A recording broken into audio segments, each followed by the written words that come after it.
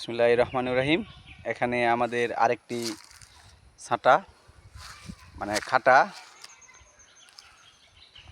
বরবটি এবং এই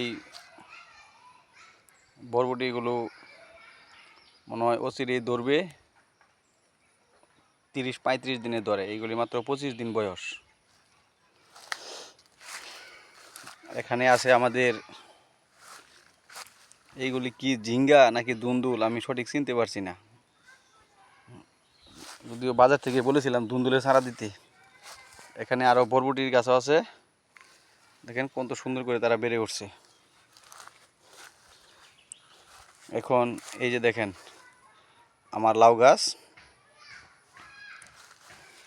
কত সুন্দর করে তারা বেড়ে উঠছে। এখানে ঝুঁকের কারণে আসতে পারি না, আব্বাই মাঝে মাঝে আয়সা দেখে যায় এবং কত সুন্দর করে তারা বেড়ে উঠছে। অনেক অনেক ধন্যবাদ সবাইকে, সবাই সাপোর্ট দিচ্ছেন, নানান ধরনের সহযোগিতা দিচ্ছেন। এবং কৃষির আমি জানতাম না, ধীরে ধীরে এইগুলির সফলতা দেখে বেড়ে ওঠা দেখে আমার মনটা আনন্দে বেড়ে ওঠে, আনন্দে ভরে ওঠে। এবং আমি যাতে সফলতা অর্জন করতে পারি সবাই আমাকে দোয়া করবেন। এইগুলি আমার বাড়িতে হইলে মনে করেন আমি পাড়া প্রতিবেশী সবাইকে বিলিয়ে তারপরে আমি এগুলি খাওয়া দাওয়া করি, খাই। এবং এখানে দিয়েছিলাম কিছু কচুরি পানা, শুকনা কচুরি পানা, এবং গ্রোথ লাউ গাছের ভালোই হয়েছে। আমি আসছি লাউ গাছের ডগা কাটতে। লাউ গাছে পুকে ধরছে।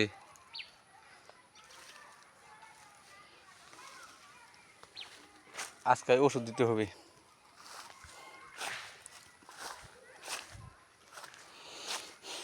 যে এখানে দেখেন আমার আরেকটি লাউ গাছের জাত,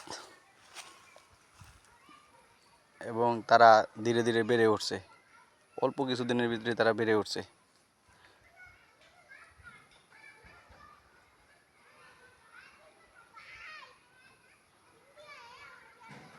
কতগুলি লেবু চারা রোপণ করেছিলাম এই ক্ষেতে, এই যে তার মাঝে এই যে একটা এখনো লেবু আছে গাছে, কিন্তু বাড়ার কোনো নামগন্ধ দেখি নাই।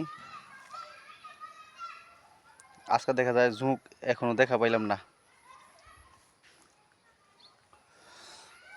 এখনো দেখা পাইলাম না ঝুঁকের। আমার এই প্রজেক্টটি সম্পূর্ণ লাউ দিয়ে ভরে যাবে এবং তারা লত বাওয়া শুরু করছে। আমি আশেপাশে থেকে জঙ্গল এনে জঙ্গল কেটে এখানে আমি ছড়িয়ে ছিটিয়ে দেওয়া হবে।